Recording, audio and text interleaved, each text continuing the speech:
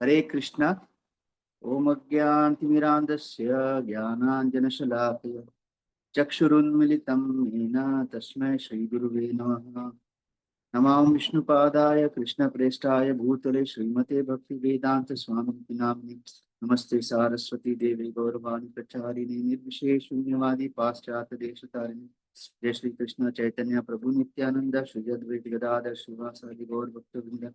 हरे कृष्णा कृष्ण कृष्ण हरे हरे हरे राम राम राम हरे हरे। मुखं करोति वाचालं पंगुं लंघयते गिरिं यत्कृपातमहं वन्दे श्रीगुरु दीनतारिणं परमानंद माधवं श्री चैतन्य ईश्वरं। हरे कृष्णा।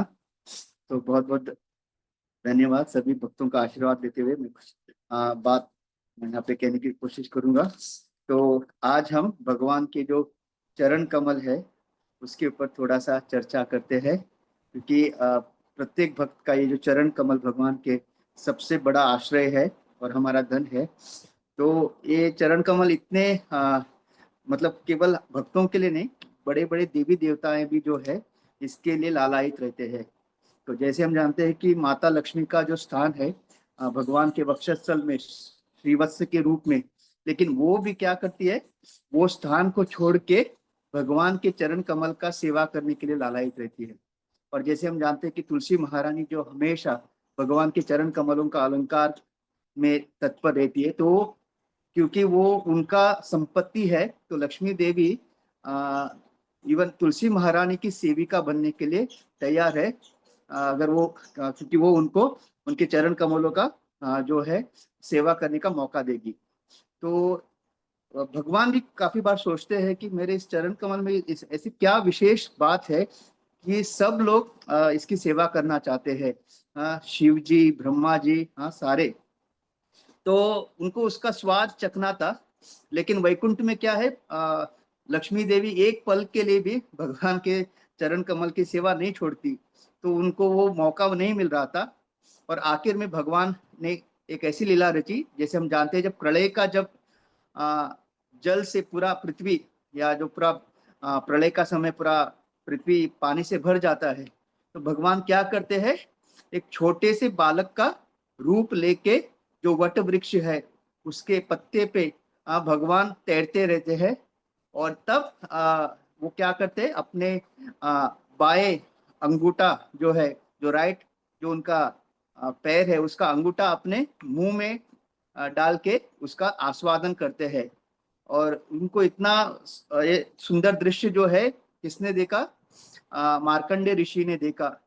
और जब उन्होंने ये दृश्य देखा तो उन्होंने जो मुकुंद अष्टकम है उसका जो पहला श्लोक जो कहते हैं, करारविंदे न पदारविंदम मुकारविंदे विनिवेशयंतम वटस्य पत्रस्य पुटेशयानम बालम मुकुंदम मनसा स्मरामि। तो भगवान क्या कर रहे हैं, करारविंदे ने अपने कमल हाथों से पदारविंदम जो अपने चरण कमल है उसको लिए है।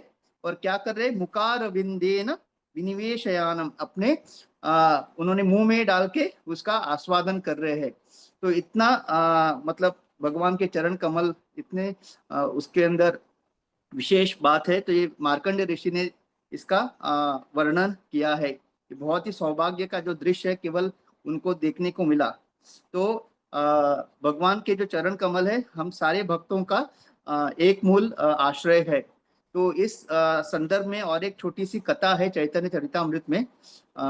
तो एक बार जब चैतन्य महाप्रभु जब जगन्नाथपुरी में रह रहे थे, तो नवद्वीप के सारे जितने भी भक्त थे वो जगन्नाथ रथ यात्रा के समय नवद्वीप से जगन्नाथपुरी जाते। और ये पूरा यात्रा का आयोजन कौन करते थे, शिवानंद सेन, एक भगवान के बहुत बड़े भक्त। और नवद्वीप से जगन्नाथपुरी जाने कब लगभग 15 दिन लगते, उस समय की बात है। तो वो जब निकलते रात के समय किसी गांव में रहते, भोजन वगैरह करते, आराम करते और फिर अगले दिन वापस जगन्नाथपुरी के लिए प्रस्थान करते। तो इस तरह से ऑलमोस्ट 15 दिन का समय लगता। और ये सारा आयोजन शिवानंद सेन करते थे, रहना खाना सब। और बीच में क्योंकि तब जगन्नाथपुरी जो था गजपति के चलाते थे और जो बंगाल था वो मुस्लिम राजा, तो बीच में टोल टैक्स ये सब इसका पूरा जो है शिवानंद सिंह देखते। तो एक दिन क्या हुआ, जब भोजन का समय हुआ दोपहर का, तो शिवानंद सेन का अधिकारियों के साथ बातचीत में, पूरा अरेंजमेंट में थोड़ा देर हो गया। और यहाँ पे जो नित्यानंद प्रभु थे उनको जोर से भूख लगी थी। और हम जानते हैं कि भगवान हर चीज के स्रोत है। तो जब भगवान को भूख लगती है तो सोचिए कितना उनको जैसे पूरा गोवर्धन उन्होंने खा, मतलब गोवर्धन लीला में उन्हें पूरा जितना भी भोगा था खा लिया। तो नित्यानंद प्रभु को इतना भूख लगता है, और ये सारा अरेंजमेंट करके जब शिवानंद सेन आते हैं तो क्रोध में आ, नित्यानंद प्रभु जोर से शिवानंद सेन के छाती पे लात मारते हैं और उनको कहते हैं, ये मूर्ख, हाँ तुम को कुछ भी आयोजन करना नहीं आता क्या? यहाँ पे सबको भूख लगी है, कोई व्यवस्था नहीं है। मैं तुम्हें श्राप देता हूँ कि अभी के अभी, हाँ, तुम्हारे तीनों जो पुत्र है उनकी मृत्यु हो जाए। तो जैसे ही उनको भगवान अपने चरण कमल से लात मारते हैं और ऐसा कहते हैं, शिवानंद सेन बहुत खुश हो जाते हैं। वो बोलते हैं कि प्रभु, आपने आपके चरण कमल से मुझे स्पर्श किया है, और जो आपने कहा है इससे केवल और केवल हमारे जीवन में मंगलमय होगा। तो वो बिल्कुल, उनको ना डर लगता है या ना ऐसा नहीं सोचते कि मुझे श्राप मिला है। वो उनको पता है कि भगवान ने स्पर्श किया है, इसका मतलब पूरा मंगलमय होगा।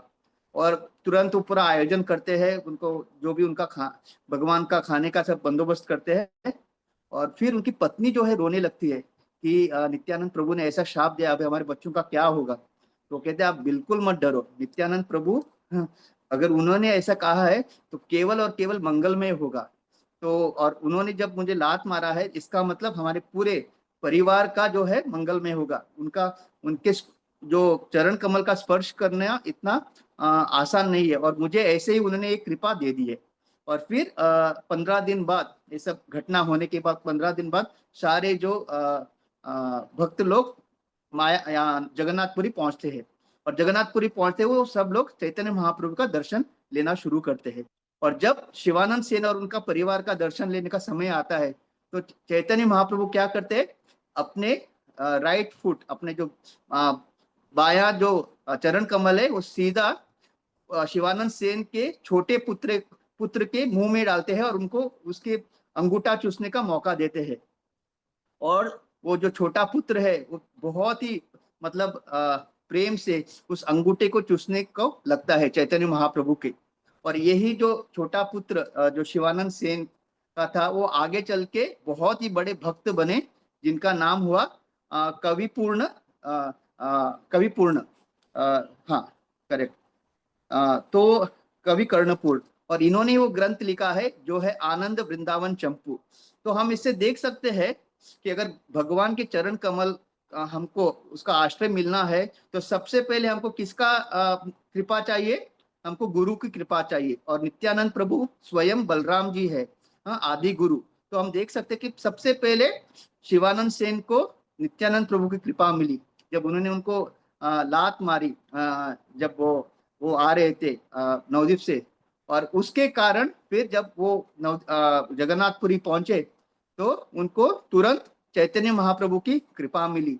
तो हमारे जीवन में भी जो गुरु का जो स्थान है, हाँ, जो वरिष्ठ भक्तों का, जो हमारे सारे गुरु का, जब वो हमको डांटते हैं या फिर हमको कोई आदेश देते हैं, तो ये भी एक तरह से कृपा है। तो भक्तों को हमेशा गुरु की डांट या गुरु का जो कड़क व्यवहार होता है, वो एक तरह से नित्यानंद प्रभु इस लीला से दिखा रहे हैं कि वो एक्चुअल हमारे ऊपर कृपा होती है।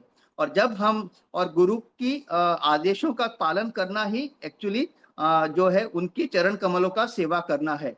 और जब हम उसमें तत्पर होते हैं, उसमें जब हम कामयाब होते हैं, तो फिर हमको जो है कृष्ण की कृपा मिलती है, कृष्ण के चरण कमलों का आश्रय मिलता है।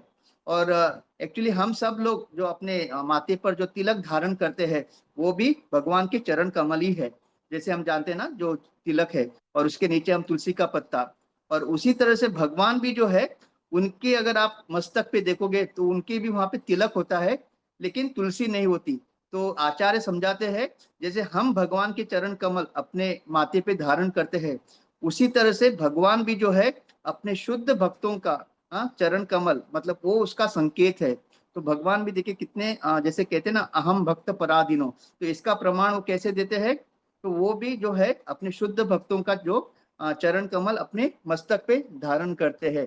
तो इस तरह से हम देख सकते हैं भगवान के इस चरण कम, इसलिए हर कोई भक्त हमेशा जो है भगवान के चरण कमलों के लिए लालायित रहता है। तो इस ये जो जन्माष्टमी आ रहे हैं महा महोत्सव, तो हम लोग भी सब लोग बहुत ही विनम्र भाव से गुरु की आज्ञा का पालन करते हुए, एक्चुअली जो हम गाते हैं ना श्री गुरु चरण पद्मा, तो इवन गुरु का चरण का आश्रय लेना मतलब उनके आदेशों का जो यथारूप जो पालन करना है, वो एक्चुअली उसका मतलब होता है।